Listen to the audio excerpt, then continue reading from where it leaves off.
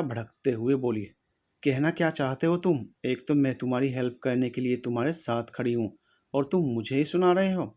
अगर तुम मेरी हेल्प करने आई हो ना तो प्लीज़ कुछ देर के लिए तुम शांति से एक जगह बैठ जाओ। मैं कुछ करता हूँ। पहले तो हमें इस रूम में से बाहर निकलना होगा, वरना हम यहीं घुट घुट कर मर जाएंगे और फिर बाद में हम दोनों की आत्माएं यहाँ भटकेंगी। इसलिए तुम एकदम चुपचाप बैठ जाओ, बिल्कुल भी आवाज़ नहीं होनी चाहिए यहाँ। ठीक है, मैं चुपचाप बैठ जाती हूँ, कहते हुए मीरा वहीं पड़े हुए एक बेड पर बैठ गई। रुद्र ने उसे देखकर गुड गर्ल कहा और फिर अपने मन में सोचने लगा, एक बार हम दोनों इस कमरे से बाहर निकल जाएं, फिर ये ड्रामा करने वाले लोगों की खैर नहीं। ये सोचते हुए रुद्र दरवाज़ा तोड़ने की कोशिश करने लगा, पर दरवाजे को धक्का मारते समय उसे ऐसा लग रहा था कि दूसरी ओर से किसी ने दरवाजे को ज़ोर से पकड़ा हुआ है, जिस वजह से दरवाज़ा टूट नहीं सकता था। जितना जोर रुद्र इस साइड से दे रहा था, उतना ही जोर उस साइड से भी लगाया जा रहा था। इधर मीरा चुपचाप बेड पर बैठी हुई थी। वो जिस साइड बैठी हुई थी उसके ठीक पीछे एक खिड़की थी, जो अपने आप खुल गई और जोर जोर से बजने लगी। मीरा ने जब खिड़की बजने की आवाज़ सुनी तो वो और घबरा गई, और घबराते हुए उसने पीछे मुड़कर देखा तो खिड़की अपने आप खुल बंद हो रही थी, और वो भी धीरे धीरे नहीं, जोर जोर से। मीरा ने जब डरकर खिड़की के पास जाकर खिड़की बंद करने की कोशिश की तो तभी किसी ने बाहर से आकर उसका हाथ जोर से पकड़ लिया। मीरा ने जैसे ही अपना हाथ पकड़ा हुआ महसूस किया तो वो जोर जोर से चिल्लाने लगी, कौन है वहाँ? मेरा हाथ छोड़ो, किसने मेरा हाथ पकड़ा है? मेरा हाथ छोड़ो। ये सुनकर रुद्र दरवाजे की तरफ से भागता हुआ मीरा के पास आया और उसने जल्दी से मीरा को पकड़कर अपनी ओर खींचना शुरू कर दिया, पर मीरा का हाथ अभी भी बाहर की ही तरफ था। ये देखकर रुद्र भी घबरा गया और उसने जल्दी से एक हाथ से मीरा को पकड़ा और दूसरे हाथ से मीरा का हाथ छुड़ाने लगा। काफ़ी मशक्क़त के बाद मीरा का हाथ छूट गया। रुद्र ने जल्दी से मीरा के हाथों को अपने हाथों में ले लिया और उसे देखकर कहने लगा, ज़ोर से हाथ पकड़ने की वजह से तुम्हारा हाथ तो पूरा लाल हो गया है। इस बात पर मीरा रोते हुए बोली, वो भूत हम दोनों को मार डालेगा रुद्र। अगर तुम्हें हनुमान चालीसा आती है तो तुम प्लीज़ हनुमान चालीसा पढ़ो, मुझे बहुत डर लग रहा है। रुद्र, बहुत ज़्यादा डर लग रहा है। मीरा को रोता हुआ देखकर रुद्र खुद को रोक नहीं पाया और उसने आगे बढ़कर मीरा को गले से लगा लिया। फिर उसके बालों को सहलाते हुए प्यार से बोला, तुम चिंता मत करो मीरा, मैं हूं ना, मैं तुम्हें कुछ नहीं होने दूंगा, कुछ भी नहीं। क्योंकि इस समय तुम मेरी जिम्मेदारी हो। बस एक बार हम इस रूम से बाहर निकल जाएं, फिर हम कुछ कर पाएंगे। पर प्लीज़ तब तक तुम हिम्मत मत हारो, क्योंकि तुम्हें टूटता हुआ देखकर मैं भी टूट जाऊंगा। मीरा प्लीज़ तुम चुप हो जाओ। मीरा ने रुद्र के मुंह से जब ये सुना तो उसके अंदर एक अलग ही हिम्मत आ गई। उसने रुद्र से कहा, रुद्र, मुझे तुम पर और अपने भगवान जी पर पूरा भरोसा है। तुम अपना काम करो, मैं भी निडर होकर इन सब भूतों को देख लूंगी। क्योंकि ये भूत चाहे कितने भी ताकतवर क्यों ना हो, मेरे महाकाल से ज़्यादा ताकतवर नहीं हो सकते। मुझे पूरी हनुमान चालीसा नहीं आती तो क्या हुआ, मुझे शिव तांडव आता है, मैं वो गाऊंगी। मैं महाकाल को दिल से याद करूंगी, फिर मैं इन भूतों से भी लड़ लूंगी, पर हार नहीं मानूंगी और अंत तक तुम्हारी ताकत बनकर खड़ी रहूंगी। रुद्र ने जब मीरा को इतना कॉन्फिडेंट होते देखा तो वो एक पल के लिए मीरा को प्यार से देखता ही रह गया। तभी मीरा ने उसका हाथ पकड़ा और कहा, चलो रुद्र, हमें मिलकर इनका सामना करना है और इन्हें अच्छे से सबक सिखाना है। हाँ चलो, कहकर रुद्र भी मीरा के साथ दरवाजे की ओर चल पड़ा। इधर अधिराज जी ने विजय जी से कुछ देर तक बातें की और फिर बाद में फ़ोन रखते हुए आंचल जी से कहा, विजय तो निकिता का हाथ रुद्र को देने के लिए तैयार ही है। ये जानकर तो वो भी खुश हो गया कि उसकी बेटी निकिता मेरे बेटे को पसंद करती है, और उसने तो ये भी कहा कि निकिता यहाँ स्पेशली रुद्र के लिए ही आई थी, उसे और करीब से जानने के लिए और करीब से पहचानने के लिए और उसके साथ घूमने फिरने के लिए। अगर मैं ये बात पहले से जानता होता तो मैं निकिता को रोज़ रोज़ रुद्र के साथ घूमने के लिए भेज देता। ये सब बातें सुनकर दीप्ति ने कहा, अब तो मैं बस यही चाहती हूँ कि निकिता इस घर में जल्द से जल्द दुल्हन बनकर आ जाए, फिर तो बहुत मज़ा आएगा, है ना मम्मी जी? आंचल जी बोली, हाँ सही कहा, मैं तो यही चाहती हूँ कि मेरे दोनों बच्चों का जल्दी से घर बस जाए और मैं इन जिम्मेदारियों से जल्द मुक्त हो जाऊँ। फिर मैं तो चली जाऊँगी चार धाम यात्रा करने के लिए। इस बात पर सब हंसने लगे, लेकिन मौसी के मन में तो कुछ और ही चल रहा था। लेकिन इस समय उन्होंने चुप रहना ही बेहतर समझा, इसलिए वो भी सबके सामने हाँ में हाँ मिलाने का नाटक करने लगी। वहीं नमन ने जब ये सब सुना तो वो सोच में पड़ गया और मन में सोचने लगा, रुद्र की जिंदगी का फैसला, वो भी इतनी जल्दबाजी में। नहीं नहीं, मैं पापा से बात करूंगा, इतनी जल्दबाजी ठीक नहीं है। निकिता सिर्फ रुद्र की दोस्त है।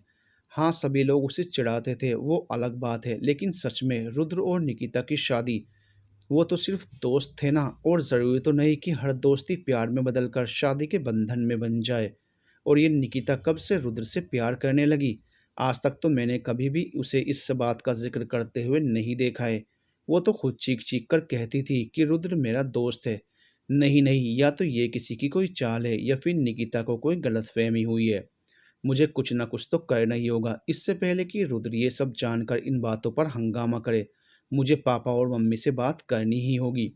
ये सोचते हुए वो जल्दी से नीचे आया और आते ही उसने अधिराज जी से पूछा, क्या बात है पापा, आज तो आप बड़े खुश लग रहे हैं।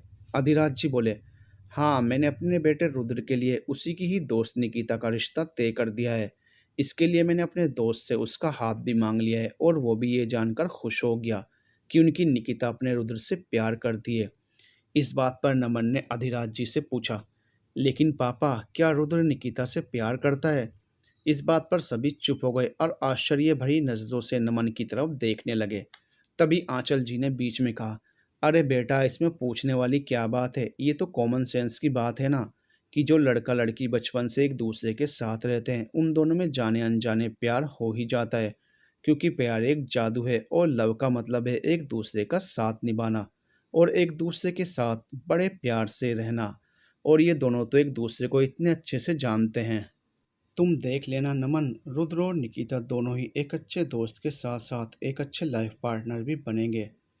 अपनी बात कहते हुए आंचल जी फिर से मुस्कुराने लगी तो नमन ने कहा, फिर भी आप लोगों को कुछ भी डिसाइड करने से पहले एक बार रुद्र से परमिशन ले लेनी चाहिए कि वो क्या चाहता है। क्योंकि ये उसकी खुशियों का सवाल है और उसकी पूरी ज़िंदगी का भी। उसका हक बनता है कि वो अपनी ज़िंदगी के फैसले खुद अपने आप ले सके। ये सुनकर सब उसकी तरफ गुस्से में देखने लगे। इधर निकिता ने जब कार में बैठे बैठे ये सब सुना तो उसे भी गुस्सा आ गया। उसने अपने कानों में लगे माइक्रोफोन को ठीक किया और एक साइड गाड़ी रोककर सोचने लगी, इस नमन की इतनी हिम्मत कि वो मेरी बातें काटेगा।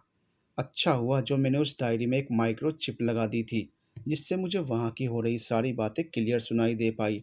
सब कुछ इतना ठीक चल रहा था, लेकिन इस नमन ने आकर सब गड़बड़ कर दी। सब कुछ छोड़ूंगी नहीं मैं उसे। तभी निकिता को उस माइक्रोफोन में अधिराज जी की आवाज़ सुनाई दी, इसलिए वो चुप होकर फिर से उनकी बातें सुनने लगी। अधिराज जी ने गुस्से में नमन की तरफ देखा और कहा, ये सब क्या है नमन, तुम्हें निकिता से कोई प्रॉब्लम है क्या? या फिर वो इस घर की बहू बनने के लायक नहीं है? बताओ क्या बात है। नहीं पापा, मुझे निकिता से कोई प्रॉब्लम नहीं है और ना ही आपके फैसले से है। मैं तो बस यही चाहता हूँ कि इस मामले में एक बार रुद्र की परमिशन भी ले ली जाए, क्योंकि ये उसकी ज़िंदगी का सवाल है, इसलिए। इस बात पर अधिराज जी नमन पर बरस पड़े। तुम्हारी हिम्मत कैसे हुई नमन मेरे फैसलों पर सवाल उठाने की? ये कहते हुए वो गुस्से में नमन की तरफ बढ़े तो ये देखकर बाकी घर वाले घबरा गए। लेकिन निकिता खुश होते हुए मन में सोचने लगी, अब आएगा कहानी में ट्विस्ट, ब्रेकिंग न्यूज़, बाप बेटे में हुआ झगड़ा। ये कहते हुए निकिता कार में बैठे बैठे हंसने लगी। अधिराज जी को गुस्सा आ गया और वो नमन के पास आकर उसे गुस्से से देखते हुए जोर जोर से चिल्लाकर बोले, तुम्हें क्या लगता है मेरा बेटा भी तुम्हारी तरह ही आवारा निकलेगा? जो कांड तुमने किया था क्या वो भी वही करेगा? क्या वो भी वही इतिहास दोहराएगा जो तुमने किया था? अगर तुम्हें ऐसा लगता है तो सुन लो, अगर रुद्र चाहे भी तो मैं उसे ऐसा नहीं करने दूंगा। ये कहते हुए उन्होंने नमन को कंधे से पकड़ा और उसे जोर से झंझोड़ते हुए चिल्लाकर बोले, सुना ना तुमने मैंने क्या कहा?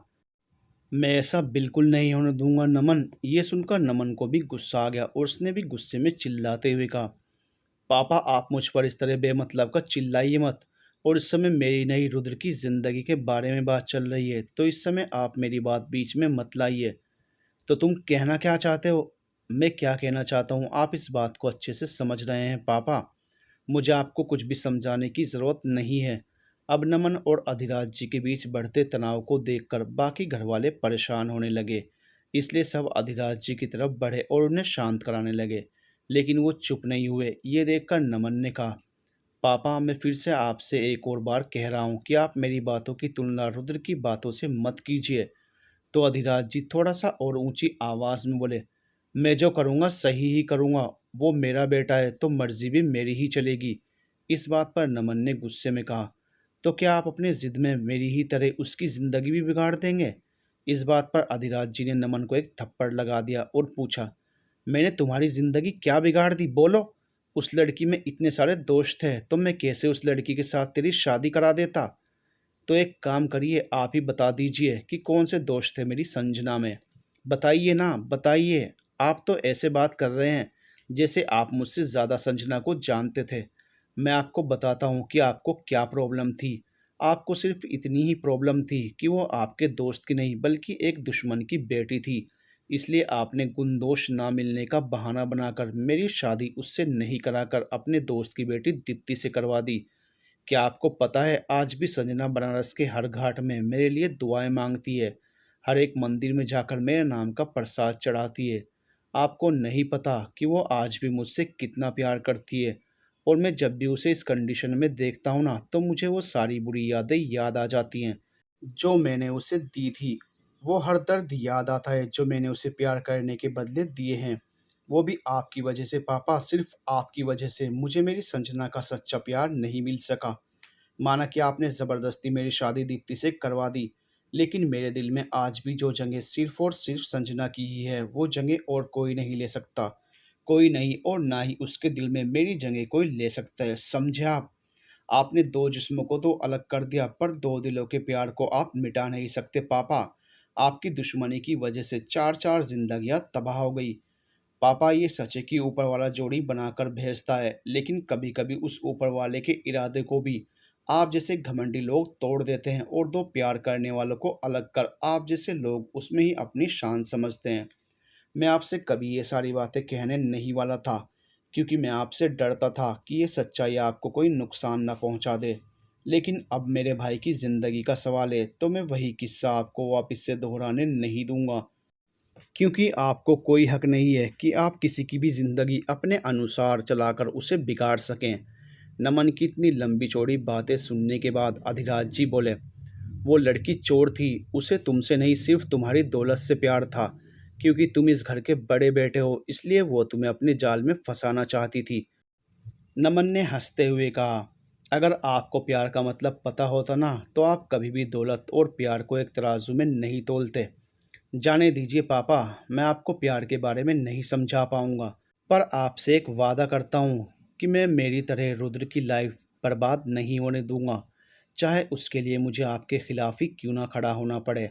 आज आपने मेरे पुराने जख्मों को कुरेदा है पापा, आज आपने मुझे थप्पड़ मारकर उन जख्मों की याद दिलाई है जिन जख्मों के लिए मैं आपको कभी माफ़ नहीं कर सकता। कहते कहते नमन की आंखों में आंसू आ गए और वो गुस्से में बाहर की तरफ जाने लगा। दीप्ति और आंचल जी ने जल्दी से आगे आकर उसे रोकने की कोशिश की, तो नमन ने उन दोनों को अपने गुस्से वाली नज़रों से देखते हुए कहा, आज मैं किसी के भी कहने पर रुकने वाला नहीं हूँ, जाने दीजिए मुझे। ये कहते ही नमन गुस्से में बाहर चला गया। नमन को रोते हुए देखकर अधिराज जी का गुस्सा तो ठंडा हो गया था, लेकिन अब तक आंचल जी को गुस्सा आ गया था। उन्होंने आकर अधिराज जी से गुस्से में कहा, मैंने आपसे कितनी बार कहा है कि आप नमन के सामने उसके सारे पुराने जख्मों को बार बार मत कुरेदा करिए, पर आप मेरी सुनते कहाँ हैं। मेरा एक बेटा पहले से ही मुसीबत में है, और आपने दूसरे बेटे से भी झगड़ा करके उसे खुद अपने हाथों से मुसीबत में डाल दिया। न जाने गुस्से में मेरा बच्चा कहाँ गया होगा। अरे मैं पूछती हूँ, ऐसा भी क्या गलत कह दिया था मेरे बेटे ने? बस यही तो कहा कि कुछ भी तय करने से पहले आप एक बार रुद्र से ज़रूर पूछ लीजिएगा। लेकिन नहीं, आपका ईगो ही हर्ट हो जाता है। आपको तो बस जहाँ देखो दूसरों पर सिर्फ अपनी मर्जी थोपनी होती है। अगर आपकी नज़रों में सब सही है तो ठीक, वरना सब गलत। आप कभी भी दूसरों की फीलिंग्स समझने की कोशिश मत करिएगा, सिर्फ अपनी ही फीलिंग्स दूसरों को समझाइएगा। ये कहते हुए आंचल जी भी गुस्से में ऊपर की तरफ चली गई। दीप्ति भी इन सभी चीज़ों से अपसेट हो गई थी, इसलिए वो भी ऊपर चली गई। इधर अधिराज जी बैठकर सोचने लगे, क्या सच में मुझसे 4-4 जिंदगियां बर्बाद हो गई हैं? क्या मैं इतना बुरा हूँ? यही सोचते हुए अधिराज जी उस टाइम को याद करने लगे जब नमन ने उन्हें पहली बार अपने और संजना के बारे में बताया था। अधिराज जी शांति से बैठकर यही सब सोचने में बिजी हो गए। ये देखकर मौसी भी अपने रूम में चली गई। और अधिराज जी के मम्मी पापा भी थोड़ी देर में अंदर अपने रूम में चले गए और वहाँ अधिराज जी सोफे पर बैठे हुए सोचते ही रह गए। इधर ये सारी बातें सुनकर निकिता ने सोचा, oh what a boring family drama. सच में, पर क्यों ना इस बोरिंग फैमिली ड्रामा में थोड़ा सा ट्विस्ट डाला जाए और नमन को क्लीन बोल्ड किया जाए, क्योंकि सारे फसाद की जड़ तो वही है ना। उसने ही तो मेरी प्लानिंग को बिगाड़ने का काम किया है। तो अब मेरे गुस्से का शिकार भी वही होगा, क्योंकि अगर नमन जिंदा रहा तो मेरे लिए मुसीबत हो जाएगी और वो जब तक रुद्र के साथ है वो मेरे प्लान को कामयाब नहीं होने देगा। इसलिए अब नमन को रास्ते से हटाना बहुत ज़रूरी हो गया है। ये सब सोचकर निकिता ज़ोर ज़ोर से हंसने लगी और हंसते हुए ही वो किसी को फ़ोन लगाने लगी। फ़ोन लगाकर उसने किसी से कहा, हेलो भाई, वैसे एक काम था आपसे, किसी का काम तमाम करवाना है। सामने से आवाज़ आई, हो जाएगा लेकिन पैसा ज़्यादा लगेंगे। ठीक है, तुम्हें जितना पैसा चाहिए ले लेना, लेकिन मेरा काम अच्छे से हो जाना चाहिए। क्या समझे? और ये काम आज के आज हो जाना चाहिए। अगर ये आज ही हो गया तो मैं तुम्हें उसके एक्स्ट्रा पैसे भी दे दूँगी। सामने वाले ने कहा, ठीक है, काम हो जाएगा और आज ही होगा। आप बस फ़ोटो और लोकेशन भेज दो। बाकी का काम हम सब मिलकर सँभाल लेंगे। आप फ़िक्र मत करो। निकिता ने ठीक है कहा और जल्दी से फ़ोन काट कर उसके व्हाट्सएप पर नमन का फ़ोटो भेज दिया और खुद में ही खुश होते हुए बोली, अब आएगा मज़ा। ये सोचते ही उसने गाड़ी रुद्र के घर की तरफ मोड़ दी। इधर नमन गुस्से में गाड़ी तो लेकर निकल गया था, लेकिन उसे कुछ पता नहीं चल रहा था कि वो इस समय जाए तो जाए कहाँ। इसलिए उसने एक रोड के किनारे अपनी गाड़ी खड़ी कर दी और उसमें बैठकर वो संजना के बारे में सोचने लगा। दूसरी तरफ मीरा और रुद्र की मुसीबतें बढ़ती ही जा रही थी, क्योंकि उस कमरे का दरवाज़ा इतना मजबूत था कि काफ़ी कोशिशों के बाद भी वो दरवाज़ा नहीं खुल रहा था। इसलिए रुद्र ने मीरा से कहा, हमें एक काम करना होगा। अब हम दरवाज़ा नहीं बल्कि खिड़की तोड़ेंगे। जैसे भी करके हमें इस खिड़की के कांच को तोड़ना ही होगा, ताकि हम यहाँ से जल्द बाहर निकल सकें। मीरा के ठीक है कहते ही रुद्र ने जल्दी से वहां पड़ा एक टेबल उठाया और उसे जोर से खिड़की पर दे मारा। लेकिन जैसे ही उसने खिड़की को तोड़ा, पीछे से दरवाज़ा भी अपने आप जोर से खुल गया। ये देखकर वो दोनों घबरा गए, लेकिन सबसे पहले उनका काम था उस रूम से निकलना।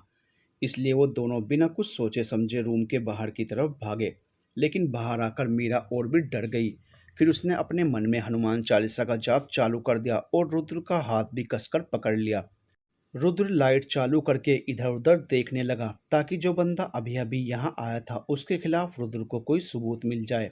लेकिन उसने जैसे ही कोई सुराग ढूंढना चालू किया, तभी अचानक से पूरे घर की लाइट्स ही चली गई। अंधेरा देखकर रुद्र और मीरा दोनों ही घर के बाहर की तरफ भागे।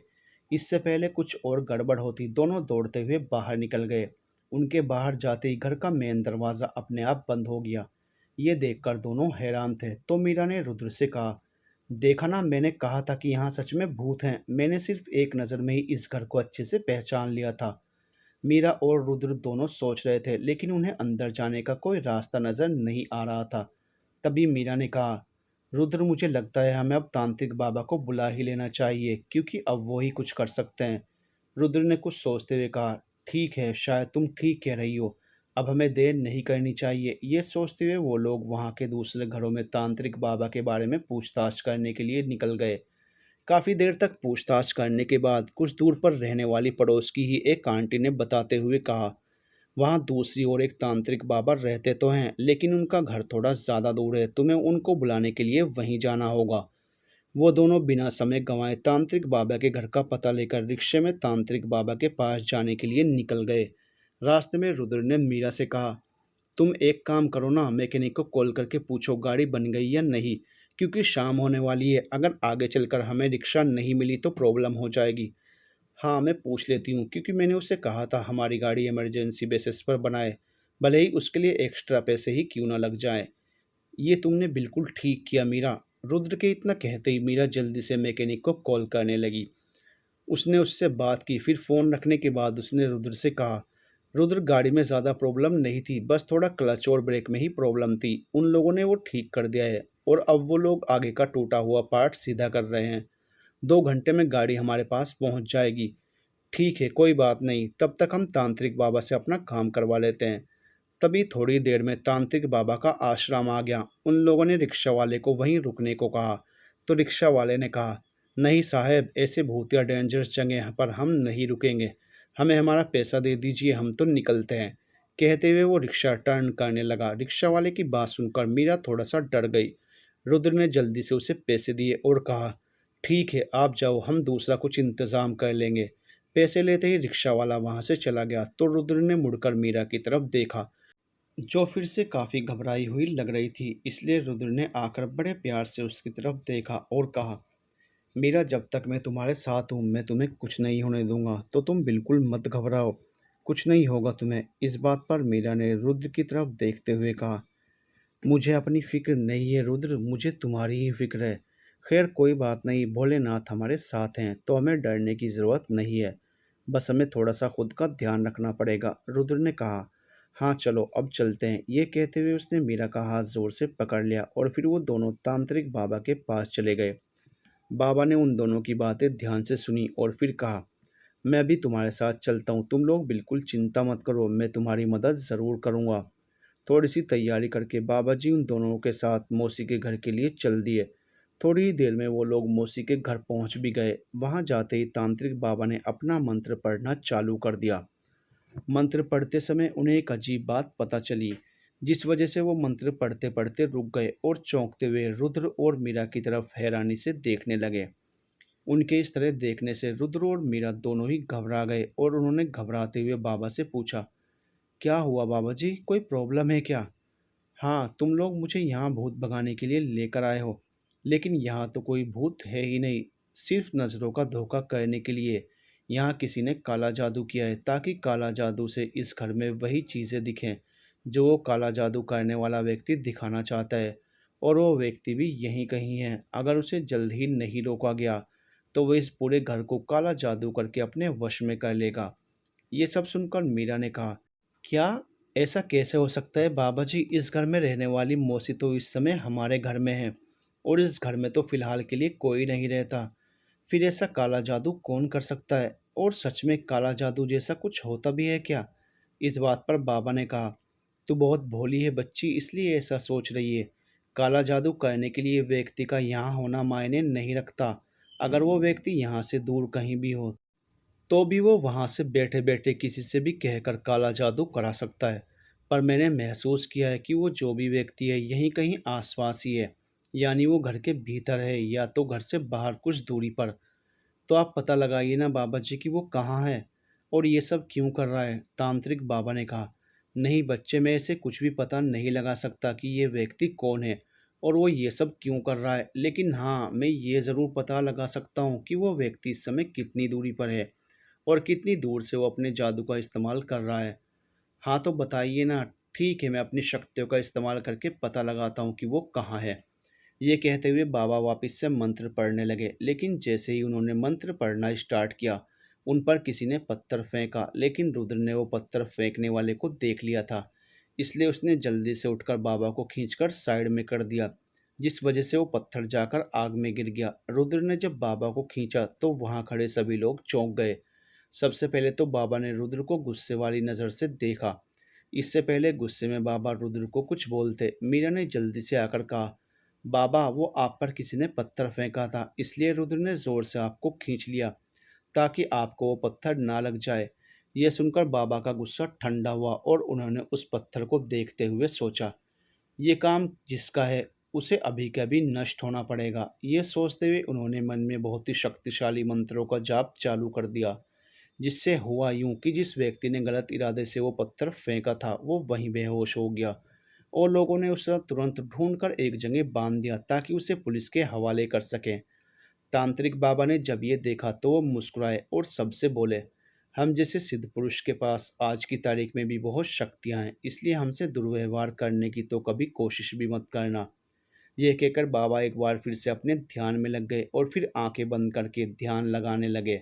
उन्होंने कहा, वो व्यक्ति यहाँ से सिर्फ कुछ ही दूरी पर खड़ा होकर हमें देख रहा है और उनमें से एक व्यक्ति तो घर के अंदर ही है। उसने जानबूझकर घर की लाइट्स बंद कर दी हैं ताकि हम उसे देख न पाएं।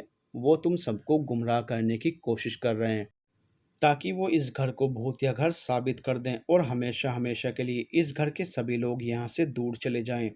ये सब सुनकर रुद्र ने कहा, लेकिन ऐसा कौन कर सकता है? ये सब मुझे नहीं पता, मैं जितना बता सकता था मैंने उतना बता दिया है। अब मेरा कार्य समाप्त हुआ, अब मैं चलता हूँ, मुझे आज्ञा दीजिए। मीरा और रुद्र दोनों ने आगे बढ़कर बाबा के पैर छूकर उनसे आशीर्वाद लिया। तो बाबा ने कहा, तुम लोग जो भी काम यहाँ करने आए हो, परमात्मा तुम्हें उस काम में कामयाबी दे। आशीर्वाद देते हुए बाबा वहाँ से चल दिए। रुद्र ने जल्दी से उनके लिए रिक्शा भी बुला दिया और उसमें बिठाकर उन्हें वहाँ से विदा भी किया। उनके जाते ही रुद्र ने कहा, मीरा, मेरे पास एक प्लान है, अब हम उस प्लान के अकॉर्डिंग ही काम करेंगे, तभी हम असली मुजरिम तक पहुँच सकेंगे। कौन सा प्लान? तो रुद्र बोला, वो मैं तुम्हें बाद में बताऊंगा, पहले हम यहाँ से चलते हैं। अच्छा हुआ हमने अपना सामान गाड़ी में ही रखा हुआ था और बाकी के ज़रूरी सामान जो हमारे बैग्स में ही हैं उसे भी हम कार में रख देंगे, इसलिए कुछ नुकसान तो नहीं हुआ। मीरा ने असमंजस में पूछा, तुम सामान की बात छोड़ो रुद्र, और ये बताओ कि हमें करना क्या है। तो रुद्र ने कहा, फिलहाल तो हमें यहाँ से निकलना है। तुम एक काम करो, मैकेनिक को फ़ोन करके यहाँ बुला लो, वो भी जल्दी से। मीरा ने ठीक है कहा और वो मैकेनिक को फ़ोन करके कहने लगी, मैं तुम्हें लोकेशन भेजती हूँ, तुम जल्द से जल्द गाड़ी लेकर वहीं आ जाओ। ठीक है मैडम, मैं अगले 15 मिनट में वहाँ आ जाऊँगा। मैकेनिक ने यह कहकर फ़ोन कट कर दिया। मीरा ने रुद्र को देखकर कहा, रुद्र 15 मिनट में अपनी गाड़ी यहाँ आ जाएगी। वेरी गुड, रुद्र ने खुश होते हुए कहा। तो मीरा ने थैंक यू कहकर उससे पूछा, रुद्र लेकिन ये तो बताओ कि तब तक हमें क्या करना है। जैसा मैं कहता हूँ वैसा करना। ठीक है, हम वही करेंगे, लेकिन ये तो प्रॉब्लम है, तुम बता ही नहीं रहे हो कि हमें करना क्या है। रुद्र अपने मन में बोला, यार अब मैं इसे कैसे बताऊं, अगर इसके कान में कुछ भी कहने गया तो यहाँ खड़े जासूस ये सब देख लेंगे और तुरंत उन दुष्ट लोगों तक बात पहुंच जाएगी कि हम चुपके से क्या प्लानिंग कर रहे हैं। एक काम करता हूँ, इसे मैसेज करके बता देता हूँ। रुद्र ने मीरा से धीरे से कहा, अपना मोबाइल चेक करो। ठीक है कहकर मीरा ने अपनी पॉकेट से फ़ोन निकाल लिया। रुद्र ने जल्दी से मीरा को मैसेज किया, हमें नाटक करके इन लोगों को ये दिखाना है कि अब हमें डर लग रहा है, इसलिए हम यहाँ से जा रहे हैं, लेकिन हम कुछ देर के लिए यहीं कहीं पास पास ही रुकेंगे। वो लोग हमें यहाँ से जाता देखकर खुद यहाँ ज़रूर आएंगे, तब हम यहाँ वापस आकर उनको पकड़ लेंगे। मीरा ने जब ये मैसेज पढ़ा तो उसे भी ये तरीका पसंद आया और उसने रुद्र को रिप्लाई किया, ठीक है। रुद्र ने मैसेज किया, चलो यहाँ से जाने की एक्टिंग करते हैं। ओके कहते हुए वो दोनों घर के आंगन से बाहर निकलकर गाड़ी का वेट करने लगे। इधर अधिराज जी को नमन की फिक्र होने लगी कि आखिरकार वो चला कहाँ गया, इसलिए वो भी अपनी गाड़ी लेकर उसे ढूंढने के लिए निकल गए। दूसरी तरफ नमन संजना को याद करने लगा था कि कैसे संजना उसे पहली बार बनारस के कॉलेज में मिली थी। वो दोनों एक ही साथ पढ़ते थे। कैसे संजना ने उसे खुद सामने से प्रपोज किया था, कैसे उसने अपने पापा को दोनों के रिश्ते के बारे में बताया था, लेकिन दोनों तरफ से रिश्ता नामंजूर कर दिया गया था और इन सब चक्करों में संजना किसी और की हो गई।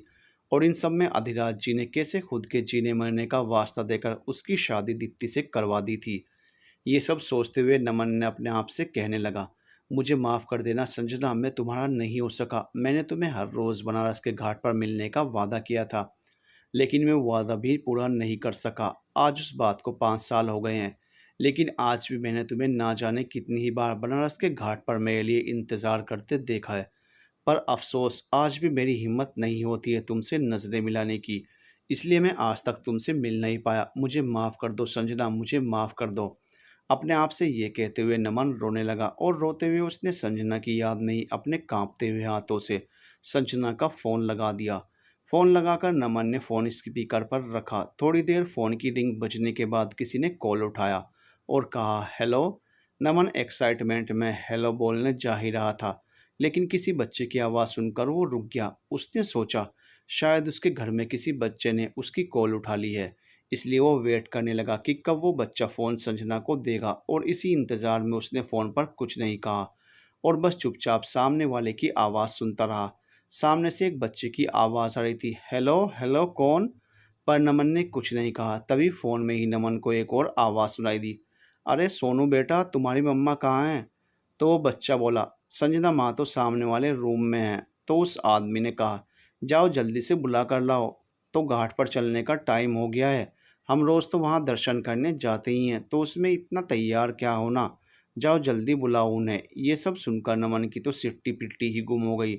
उसने मन में सोचा, संजना का बच्चा, लगता है उस बच्चे ने भूल से फ़ोन चालू ही छोड़ दिया है।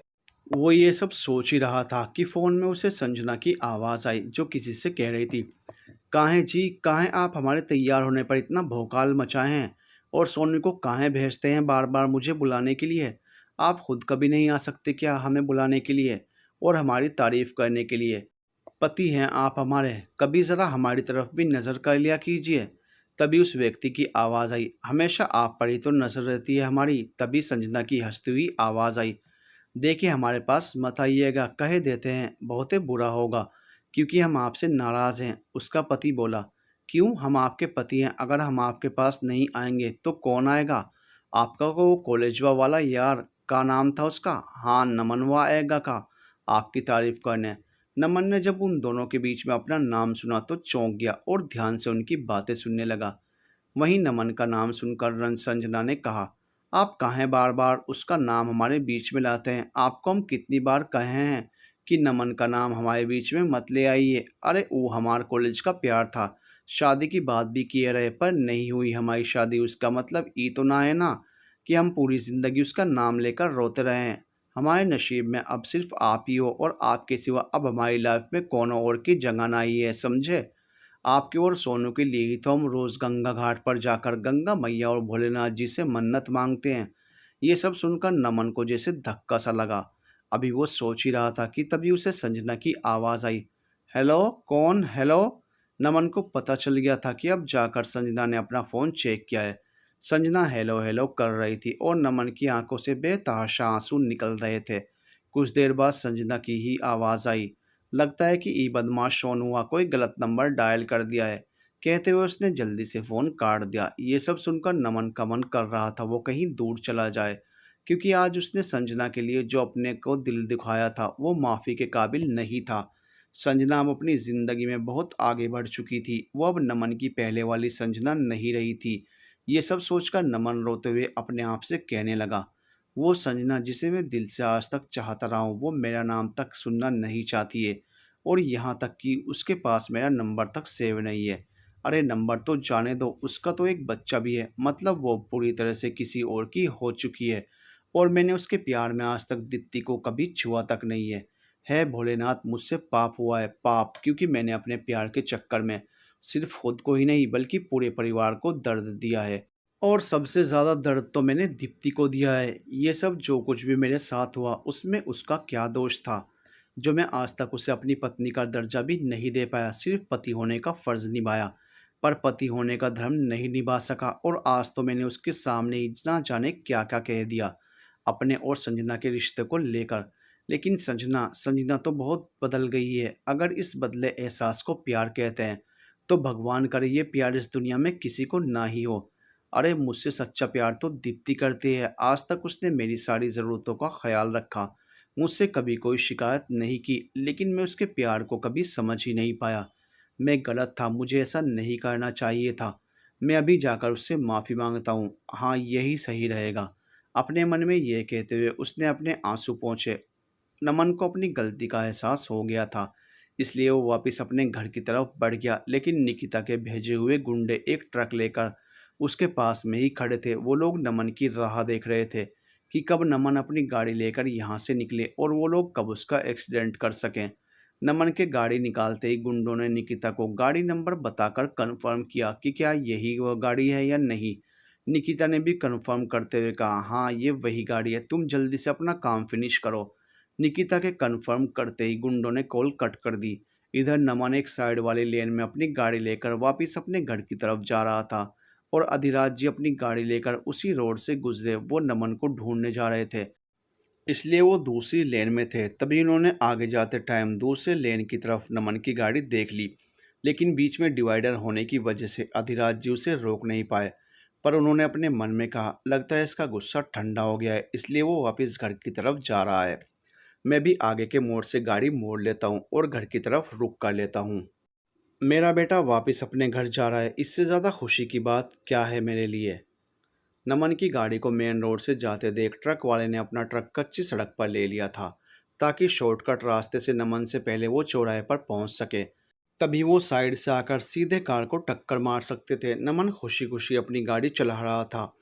अधिराज जी ने भी अगले मोड़ से अपनी गाड़ी मोड़ ली थी, इसलिए वो नमन के पीछे पीछे थोड़ी दूरी पर ही चल रहे थे। जैसे ही नमन ने चौराहे पर गाड़ी थोड़ी सी धीमी की, ट्रक वाले ने साइड से अपना ट्रक फास्ट स्पीड में लाकर नमन की गाड़ी को जोर से टक्कर मार दी। नमन की गाड़ी वहीं पर खड़े खड़े उछलकर जोर से गिर पड़ी। ट्रक वाले ने टक्कर मारते ही अपना ट्रक तेज गति से सामने वाले रास्ते की तरफ दौड़ा दिया ताकि कोई उसे पकड़ न पाए। इधर नमन की गाड़ी जैसे ही उछलकर गिरी, उसके ठीक पीछे आने वाली गाड़ी का बैलेंस बिगड़ गया और वो गाड़ी नमन की कार के ऊपर चढ़ गई। ये सब देखकर पीछे आ रहे अधिराज जी के तो होश ही उड़ गए। उन्होंने जोर से चिल्लाते हुए कहा, नमन! वो गाड़ी की स्पीड तेज करके रोते हुए नमन की गाड़ी के पास पहुंचे। तब तक आसपास के लोग भी वहां इकट्ठा हो गए थे। उन्होंने जल्दी से एम्बुलेंस और पुलिस को भी फ़ोन कर दिया था, लेकिन कोई कार के पास नहीं जा रहा था। कुछ लोग ट्रक वाले के पीछे भागे, लेकिन जब तक लोग उस ट्रक के पास तक पहुंच पाते, तब तक ट्रक वाला उस ट्रक को सुनसान कच्चे रास्ते पर छोड़कर वहां से भाग चुका था। इधर अधिराज जी जल्दी से नमन की गाड़ी के पास आए और ज़ोर ज़ोर से रोते हुए नमन नमन चिल्लाने लगे। उन्हें रोता हुआ देखकर बाकी सब लोग उन्हें संतावना देने लगे और कुछ लोगों ने जल्दी से नमन की गाड़ी के ऊपर चढ़ी हुई गाड़ी को आहिस्ते से हटा दिया।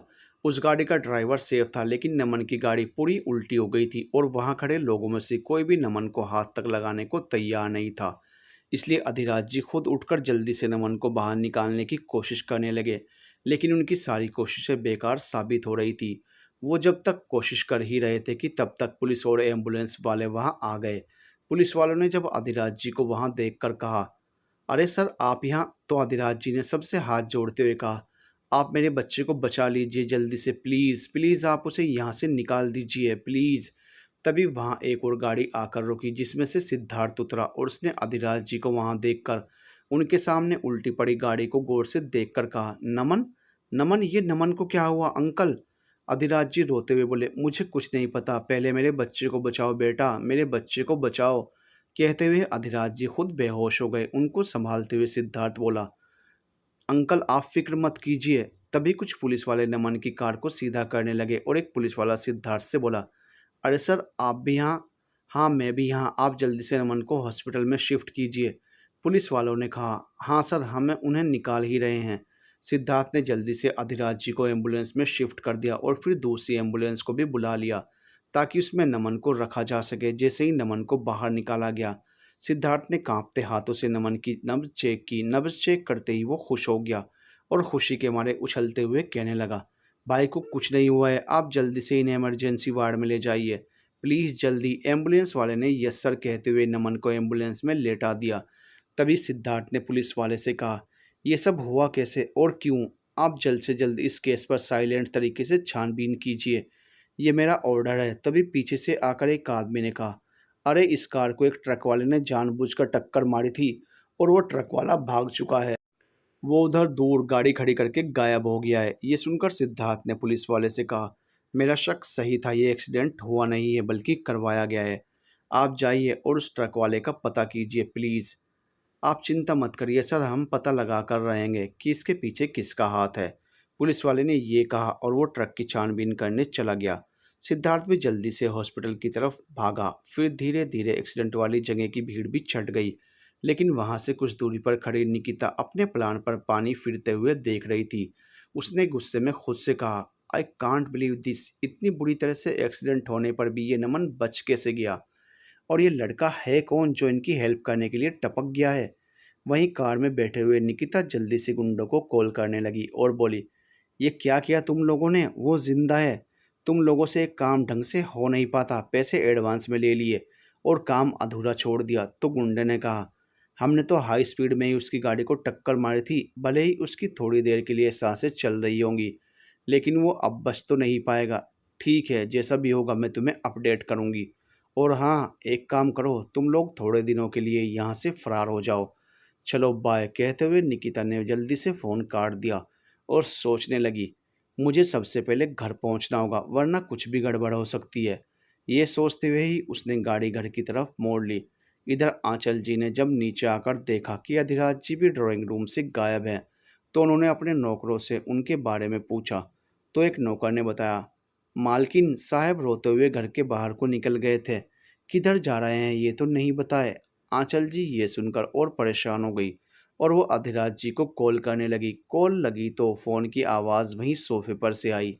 आंचल जी ने देखा कि अधिराज जी का फ़ोन तो वहीं सोफ़े पर पड़ा हुआ था। इसलिए उन्होंने घबराते हुए नमन को कॉल किया, पर नमन का फ़ोन स्विच ऑफ आ रहा था। आंचल जी अफ़सोस करते हुए सोचने लगी, ना जाने मैंने गुस्से में इनको क्या-क्या बोल दिया। मुझे ऐसा नहीं करना चाहिए था। ये सोचते हुए वो रोने लगी और रोते-रोते उन दोनों का इंतज़ार करते हुए इधर-उधर घूमने लग गई। इधर जब दीप्ति किचन में जाने के लिए कमरे से निकली तो उसने आंचल जी को परेशान देखा। इसलिए वो जल्दी से उनके पास आ गई। उसने आकर आंचल जी से पूछा, क्या हुआ मम्मी जी? आंचल जी ने रोते हुए कहा, पहले नमन गुस्से में घर से चला गया, अब ये भी घर से चले गए हैं और अपना फ़ोन भी इधर ही छोड़ गए। नमन का फ़ोन भी स्विच ऑफ आ रहा है। न जाने क्यों मुझे घबराहट सी हो रही है। ये सुनकर दीप्ति भी डर गई, लेकिन फिर भी उसने हिम्मत दिखाते हुए आंचल जी को शांत कराकर पानी पिलाया और फिर बाद में वो उन्हें मौसी के रूम में छोड़ आई। लेकिन फिर खुद परेशानी में इधर से उधर दरवाजे पर ही चक्कर काटने लगी। इधर सिद्धार्थ ने नमन की सारी फॉर्मेलिटीज़ पूरी कर उसे इमरजेंसी वार्ड में शिफ्ट करवा दिया। फिर वो जल्दी से अधिराज जी के केबिन में आया। अधिराज जी को अब तक होश आ चुका था और वो बार बार डॉक्टर से नमन के बारे में पूछ रहे थे। सिद्धार्थ अंदर उनके पास गया और उन्हें गले से लगाते हुए बोला, अंकल कुछ नहीं हुआ है नमन भाई को, वो एकदम ठीक है। मैंने डॉक्टर से बात कर ली है। वो थोड़ी ही देर में उनकी ड्रेसिंग कर देंगे ताकि उनके ज़ख्म भर जाएं। इसलिए अब तक आप आराम कीजिए। ठीक है, अधिराज जी ने छोटे बच्चों की तरह सिद्धार्थ से पूछा, मेरा बेटा सच में ठीक है ना? हाँ, वो सच में ठीक है, डॉक्टर्स उसकी ड्रेसिंग कर रहे हैं। अधिराज जी ने उदास होते हुए ठीक है कहा और तभी सिद्धार्थ ने धीरे से डॉक्टर से पूछा, इन्हें नींद की गोली नहीं दे सकते क्या, ताकि ये कम से कम कुछ घंटे तक आराम कर सकें? डॉक्टर ने हाँ कहते हुए अधिराज जी को इंजेक्शन दिया, जिससे अधिराज जी आराम से सो गए। इधर सिद्धार्थ जल्दी से रुद्र को कॉल करने लगा, लेकिन बहुत बार मिलाने पर भी उसका फ़ोन मिल ही नहीं रहा था। थोड़ी सोच के बाद सिद्धार्थ ने मीरा के पापा को कॉल लगा दिया और उनको फ़ोन उठाते ही उसने उनको सारी बातें बता दी। तो राजवीर जी ने चौंकते हुए पूछा, क्या? ठीक है बेटा, मैं वहाँ आता हूँ, लेकिन तुम अभी ये बात किसी को मत बताना, नहीं तो सब ये बात सुनकर सदमे में आ जाएंगे। ठीक है अंकल, आप आइए, लेकिन कम से कम आप दीप्ति भाभी को यहाँ अपने साथ लेते आइएगा, ताकि वो यहाँ आकर नमन भाई को देख सकें और उनके लिए दुआ कर सके। राजवीर जी बोले, ठीक है मैं कुछ करता हूँ। ये कहते हुए उन्होंने फ़ोन रखा और वो जल्दी से हवेली पहुँच गए, जहाँ दीप्ति बाहर ही खड़ी थी। वो राजवीर जी को अचानक वहाँ देखकर चौंक गई। तो राजवीर जी ने उसके पास आते हुए कहा, बेटा मुझे तुमसे बहुत ज़रूरी बात कहनी थी, प्लीज़ तुम मेरे साथ चलो। नौकरों से कह दो कि तुम किसी ज़रूरी काम से बाहर जा रही हो। किसी भी काम से? दीप्ति ने घबराते हुए पूछा, अंकल सब ठीक तो है ना? तो राजवीर जी ने ना में सिर हिला दिया और कहा, तुम बस मेरे साथ चलो।